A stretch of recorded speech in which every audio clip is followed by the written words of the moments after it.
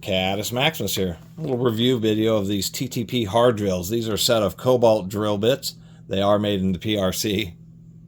However, it's not a Chinese-based company. It's a UK-based company that started in 2015. So after I did just a little bit of research into them, I thought, I will take them as a promo product, primarily because, as you may have seen here, they have metric as well as fractional, and they're selling them in the United States. Oddly enough, hard to find metric drill indexes in the US, and so that was the big impetus. Was not that it was just a promo item, although this is not a sponsored video, but I thought, if somebody's going to offer a set of metric drill bits, I could use them. I've never had them just because when I looked online, they're expensive. These are reasonably priced, but they're $168 when I'm making this video, so $170 isn't bad for a 25-piece metric set, going all the way from single millimeter, that's a millimeter right there, all the way through 13 millimeters and half millimeter increments. And so not only does this go along with a fractional 29-piece set, but even if you have one of those big 115-piece sets, which has a 29-piece fractional, lettered set of drills, and numbered set of drills, most times you can get away with that because you can find a drill bit that's close enough to the metric size.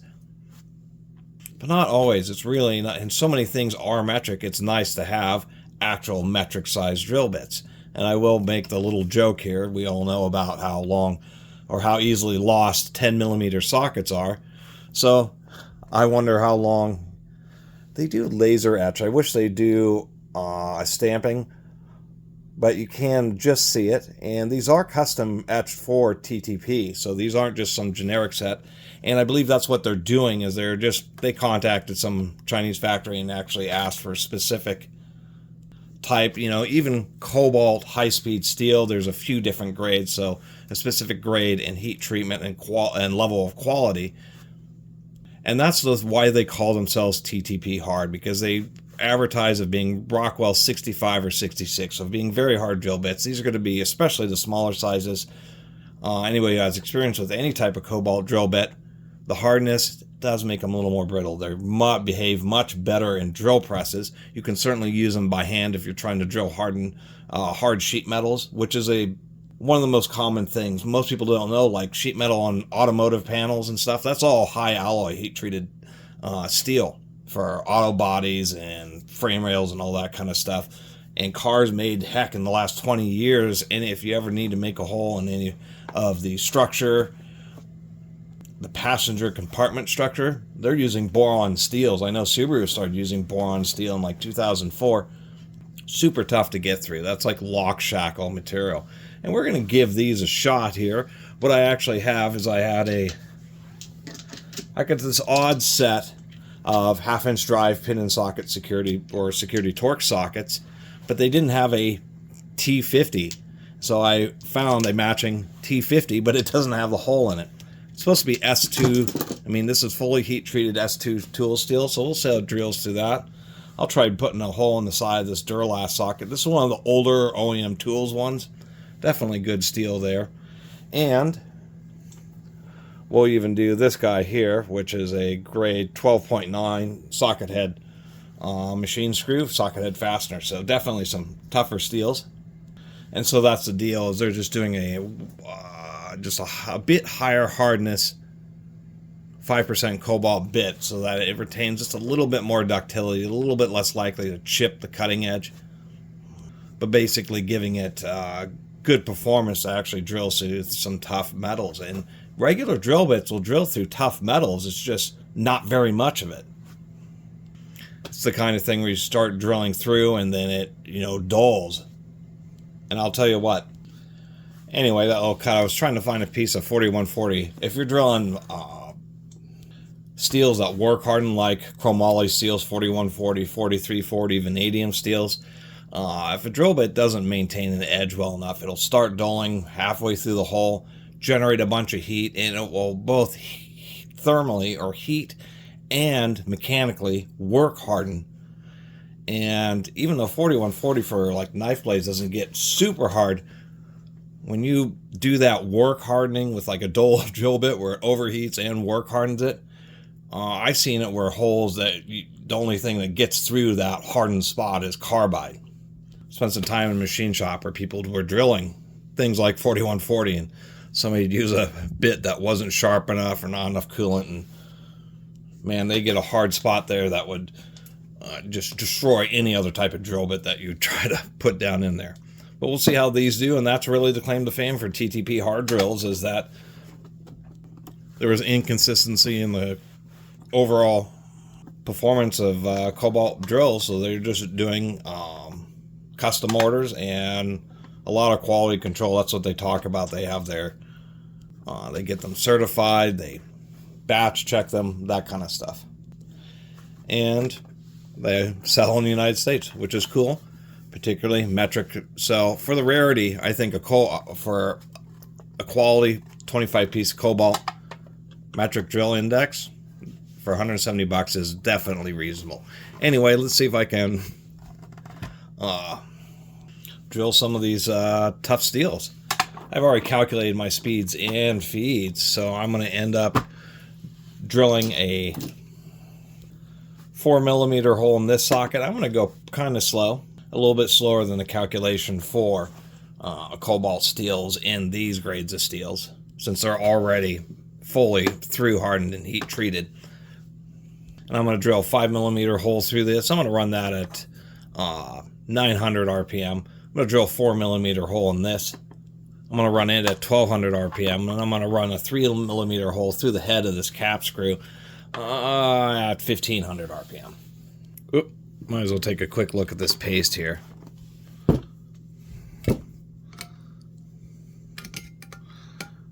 In a little paint can. It's handy to have one of these paint can things.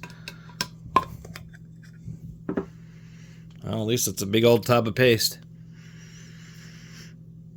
Very little odor, maybe a slight petroleum odor, but it's actually surprisingly low odor. All right, it looks like we're going to be right on center there. Tiny amount of grease. I'm going to do a series of small little pecks here. The most important thing is to be real careful right when you're starting out to really keep the bit from walking.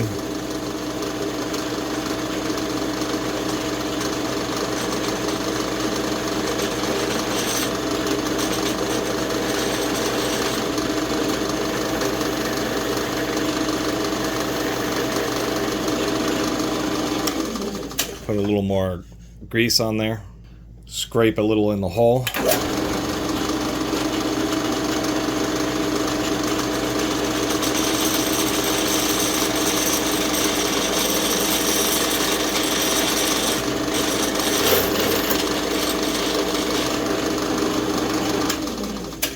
A little bit of roughness. I don't think I had the fastener clocked to where it was punching through a flat. I think it was punching through kind of an angled surface.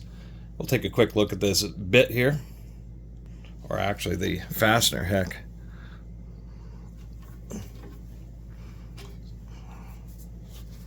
That actually drilled that without any fanfare, and it certainly put a hole through it. Actually, the finish looks pretty nice. And people may have seen fasteners. This is something where you can put a hole, usually it's through both sides of one of these cap screws, and then you run a piece of wire through it that attaches to a fastener next to it, and it's a type of retention to where if the bolt does get loose, it can't unthread itself.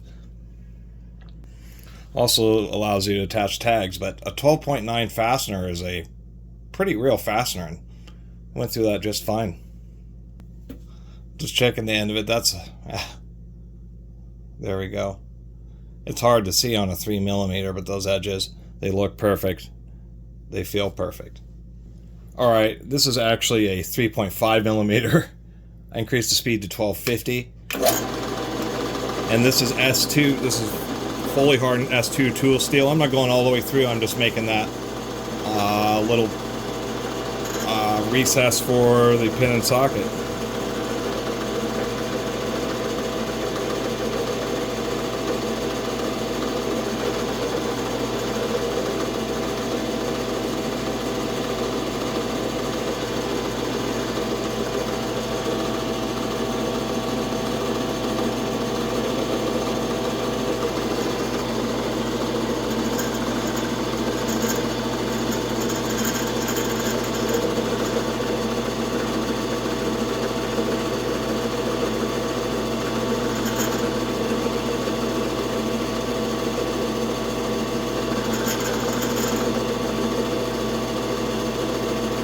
I can tell you, hardened S2 tool steel is hard. So, not to disrespect them, S2 tool steel is a very tough tool steel. That's why they advertise making these driver bits out of it, is because it gets up to Rockwell 60. And if this bit happens to be just a little bit on the softer side, say Rockwell 63 instead of like their 65, 66, that means this piece of steel nearly as tough and hard as the drill bit itself. I'm just making a small divot in it. I need to redo this and use a very tiny little one to kind of clear out the hole to make a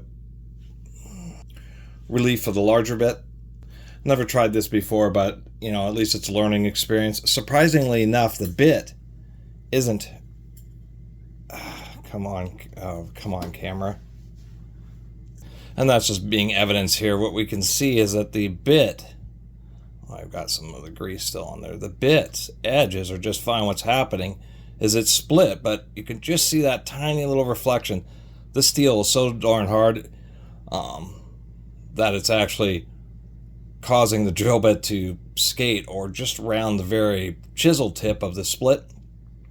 And so you're having to apply increasing amounts of pressure. But I actually think this is a win because the bit didn't just shatter, it didn't crumple up the edges, and it proves that these are indeed tough. Come on, camera. They're just not maybe quite tough enough for through hardened S2 steel.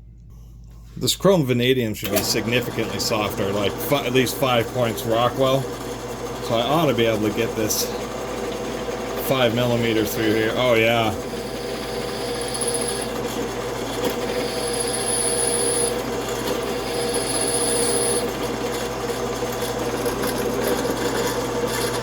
Put another dab of grease in there. I don't think I got this centered.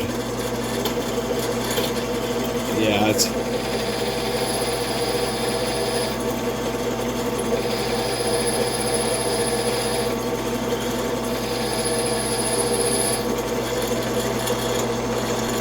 I didn't have it perfectly centered, so the bit is deflecting a little bit, but that's probably a good demonstration just to see if it wants to snap.